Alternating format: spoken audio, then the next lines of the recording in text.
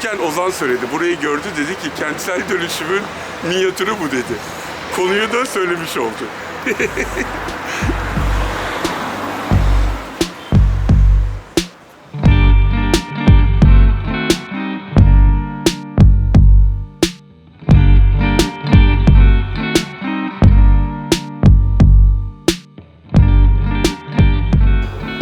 Yani Nişantaşı'nda buluşmak çok iyi geldi bana, biliyor musun? Ben çocukken bu tepeden aşağı doğru böyle 3 bölüm halinde iner bu park. Tamamı Maçka Parkı'ydı.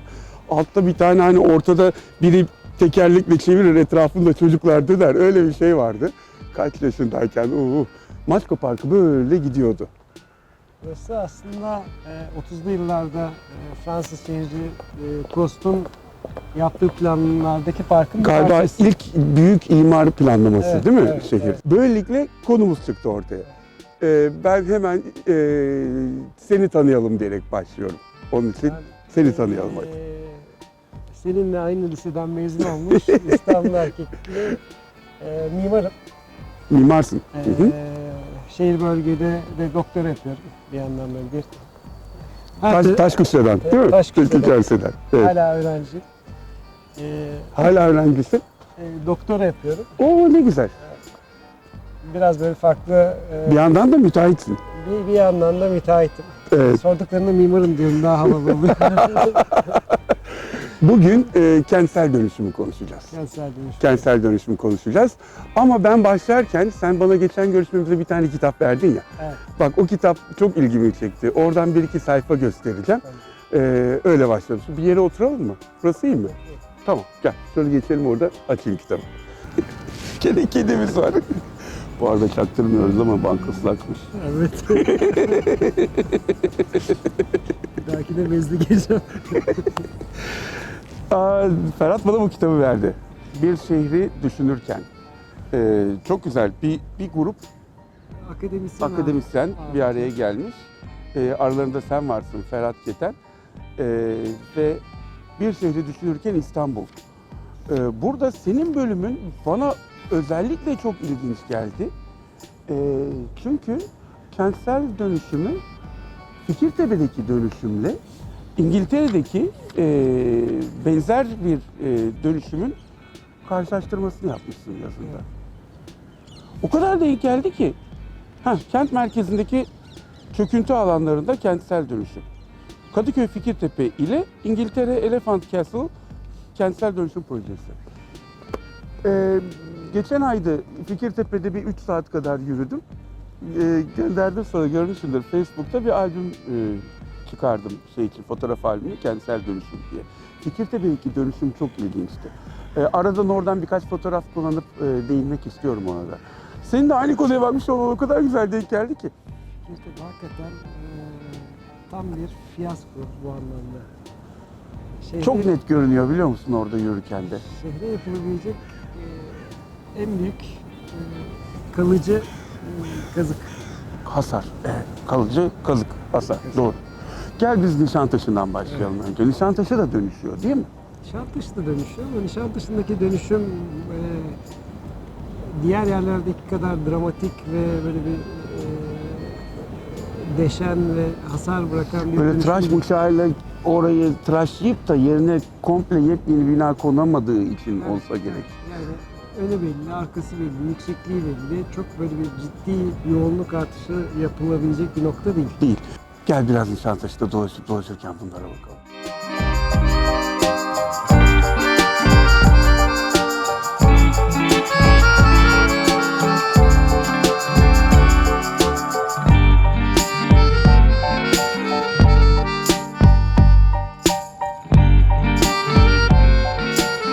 Şimdi gene yaş farkımız çıkacak ama ne yapayım, yapılacak bir şey yok. Ben burada yazlık sinema seyrediyordum ya. Tahta sandalyelerde, burası perdeydi. Yoktu, bu otopark yoktu, burası komple Nilüfer Hatun Okulu, benim ilkokulum. Karşısında boş alandı, yazın sinema olurdu. Ailecek gelirdik buraya, yazlık sinema seyrederdik. Neyse ki park olarak dönüştü, yani bunda bina olsaydı kötü olurdu.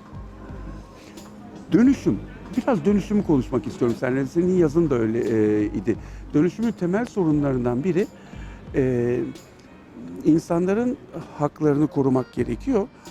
Fakat o parçalanmış küçük metrekarelerde odaklanmış hakları da olduğu gibi koruyayım dersen bu sefer Kilitleniyorsun. kilitleniyorsun. Binacık binacık çıkıyor. Yani böyle sanki topyekün düşünmek lazım. Bu topyekun düşünmeyle ilgili aslında dünyada iyi örnekler var. Barcelona, Beyrut, Fransa'da birkaç örnek var. Özellikle Beyrut örneği enteresan. Dönüşüm temelde binaları yenilemek, şehri yenilemek. Sen özel olarak mı inceledin onu? Evet, doktora tezimin hazırlığı Ha, hakkında ne güzel. Hı. inceledim. Orada bu öldürülen Cumhurbaşkanı Başbakan Refik Hariri'nin kurduğu bir yapı var. Mülk sahiplerinin mülkiyeti, yani tapuları bir şirket hissesine dönüşüyor. Yani gayrimenkul menkulleşiyor.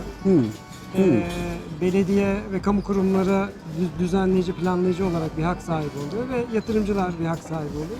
Bunların hepsi birleşip bir potada eriyor ve şehrin geneli için planlama yapma şansınız oluyor. Kimsenin hakkı kaybolmuyor. Böyle O zaman olduğunda da- alanı bütünsel olarak görüp Evet. ona göre yapıları planlayabiliyorsun. Gerekiyorsa boşaltıyorsunuz, yıkıyorsunuz, park yapıyorsunuz, onun yerine başka yerlerde haklar oluşturuyorsunuz ve kimse hak kaybı olmuyor. Ve şehir de ilave parklar, donatılar, yeni meydanlara kavuşabiliyor. Senin kitabındaki karşılaştırdığın İngiltere'deki örnekte de öyleydi. Evet. Dolayısıyla sosyal yapıları tasarlama şansı Evet, çıkıyor. evet. Fikirtepe'dekinde mesela yani alan kalmıyor yine binaları koyduktan sonra. İşte yeşil alandı, okuldu, kültür merkeziydi. Yani buradaki temel problem şu, dönüşüm bir kentsel gelir ve rant yaratıcı enstrüman değil. Şehir kalitesini yükseltmeye dönük bir enstrüman olmalı. Mesela Beyrut'ta yapılan örnekte bu kentsel kalitenin arttırılmasıyla beraber şehirdeki sosyal yapıyı toparlamak için vesile oldu. Herhalde Yani gettolaşmış bir yapı olsa Evet, gerek yani öncesinde. işte Dürziler, Hizbullah ayrı bir şey, Filistinlilerin olduğu getto ayrı. Bu gettoları birbirlerine geçişleri olmayan çok kapalı gruplarken yeni bu dönüşümle beraber yaratılan yeni meydan ve yapı bu farklı kültürlerin tekrar iç içe geçmesine ve yan yana yaşayabilmesine vesile oldu. Aslında dönüşümün temel görevi sosyal taraftaki yapıyı tamir etmek. Ve bu anahtarı da aslında demin dediğin gibi bir potada eritip yeniden şekillendirmek. Evet. Çünkü öbür türlü gidersen o gettolaşmayı bile kırman mümkün değil. Değil. Ve aksine siz dönüştürerek soylulaştırıyorsunuz. Yani oradaki insanın tekrar aynı yerde yaşamasına imkan vermiyorsunuz. Aynı şey olacak burada da. Yani giden buraya dönemeyecek. Büyük olasılıkla dönemeyecek. Dönemeyecek çünkü o adamın o aidatı ödeme şansı yok. Aidatı bile yok, doğru. Oradaki yaşama uyumlu bir hayatı yok. Dolayısıyla aslında çek git diyorsun. Buralar senin için çok Artık pahalı değil diyorsun. yerler oldu. Çok Evet. merkezde kaldı. Sen burada barınamazsın deyip gönderiyorsun. Bir yandan sonbahar yapraklarının sesi, bir yandan şimdi bir mola verelim mi? Devam edelim sonra. Bak sana şeyi göstermek istiyorum. O Kentsel Dönüşüm albümünde benim en sevdiğim fotoğraflarından biri bu. Bu üç neslin bir arada olduğu bir kare. En eski nesil, onun yerine gelen nesil ve şimdi onun yerine gelmekte olan nesil. Üç nesil ve bunu çekerken onu düşünmüştüm. Hep aynı şey oluyor. Yani yeni bir nesil geliyor, eski nesil şöyle kenara itiyor ve yerine kuruluyor. Yani çok da küstahça bir şey. Yani sadece binanın gelmesi değil, oradaki insanları da kenara itiyor ve yeni insanlar geliyor, kuruluyor oraya. Oysa ki hani dönüşümde binayı dönüştürürken insanı da hemen olduğu yerde dönüştürmek gerekiyor. Onun da gelişmesi gerekiyor. Yani ona göre kültür planlamasında, yani kültürel binaların planlamasında, altyapıyı da orada seviye atlayacak. Nasıl bina seviye atlıyor? Oranın yöre insanı da yaşam koşulları açısından seviye atlayacak. Yoksa binayı da it kenara yeni bina koy, insanları da it kenara yeni insanları koy. Onlar gittiği yerde Mutsuz olsunlar. mutsuz olsunlar, aynı şekilde yaşamaya devam etsinler. Dönüşüm bu olmamalı ya. Dönüşüm temelde şehrin hafızasını da kaybetmemek aslında. İnsanları kaybetmemek, oradaki dokuyu kaybetmemek. Baktığınız Bak için bir de- dakika bunu dedin. Neydi mesela en güzel örneği? Hafızayı kaybetmek, dokuyu kaybetmek. demin konuştuğun sohbet ederken İnsanları kaybediyor. Zeyrek değil, Tarlabaşı. Tarlabaşı, bir de Sulukule dedin. Evet. Demin biraz önce konuşurken biz. Sulukule'de çok köklü bir kültür vardı. Orası sanki sil baştan Evet. yeniden inşa edildi. Yani Çekmeköy ile Sulukule arasında Evet. hiçbir fark yok Evet, temelde. Yani evet. o yapılar, Sulukule'deki yapıların mimari kalitesi daha sınırlıydı. Yani Tarlabaşı'ndan farklı orası.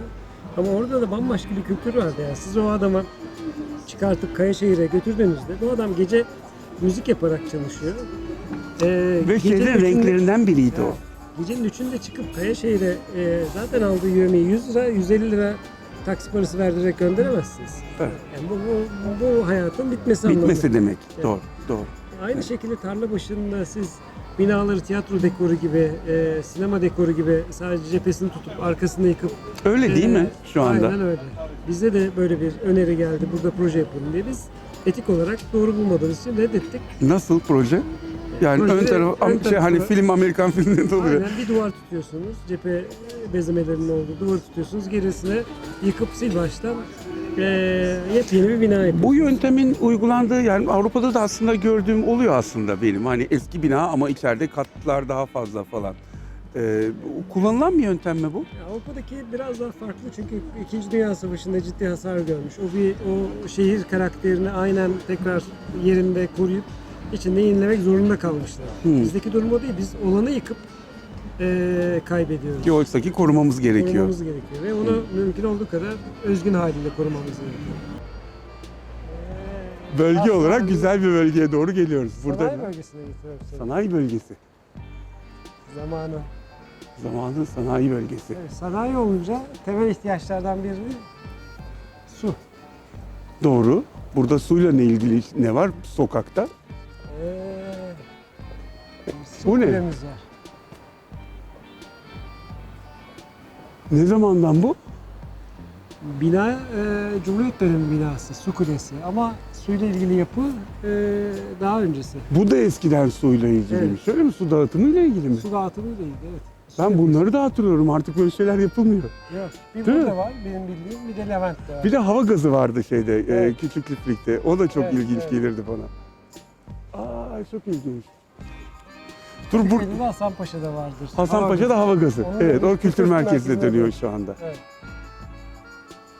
Değişik, çok güzel. Hem de dikenli tellerin arkasında olması da çok duruma uydu, biliyor musun?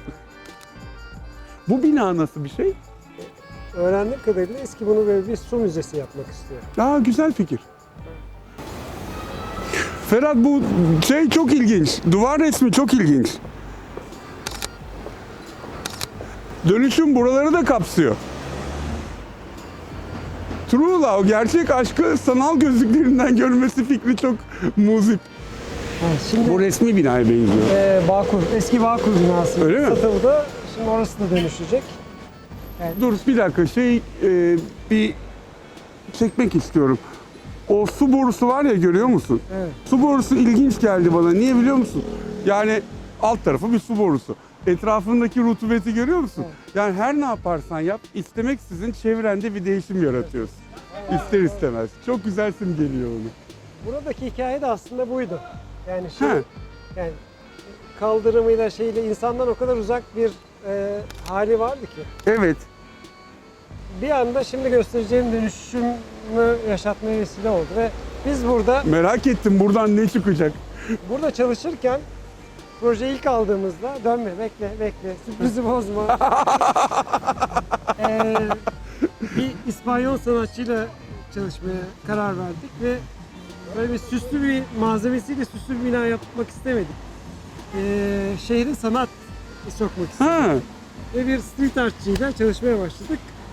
Buraya geldiğimde binaları görünce ben burada bir patlama istiyorum dedi. binalar gri, renksiz. Renksiz. Nasıl bir patlama yapabilirsin ki? Hadi dönelim. Mora turuncuya falan mı boyadın? Ne yaptın? Böyle bir hayal gücüm çalışmadı fazla.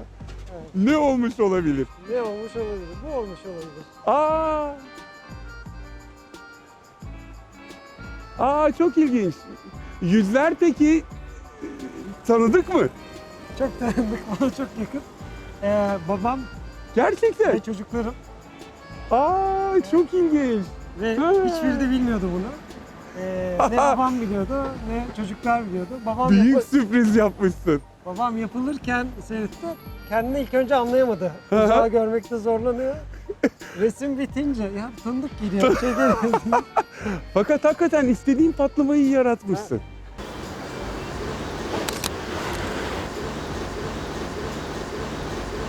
Ferhat, iyi ki getirdin bizi buraya ya.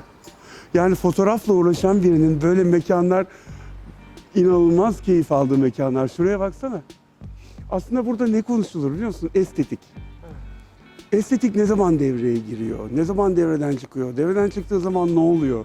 Estetik kaygısı sadece parayla ilgili bir şey mi? Hani zenginse mi ancak estetikle bulaşıyor toplumlar? Değil, o kadar çok örnek gördüm ki.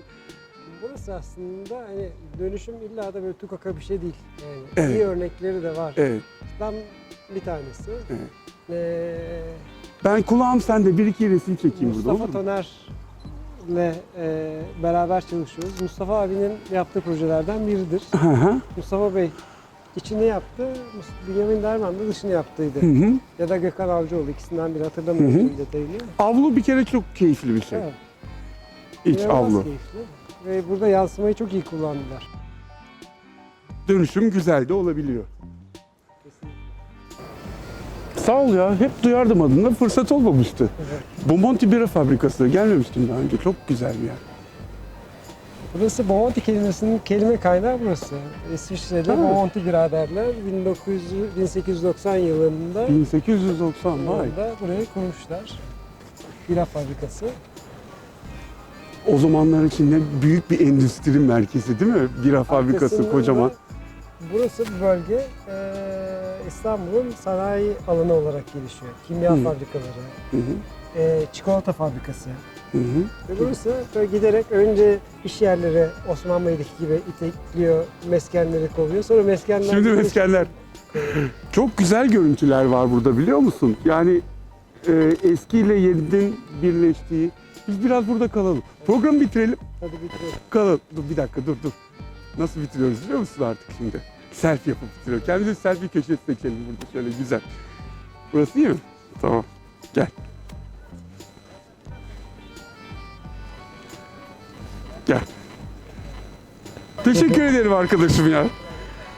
Çok güzel oldu. Çok keyifli oldu. Hadi gel oturalım.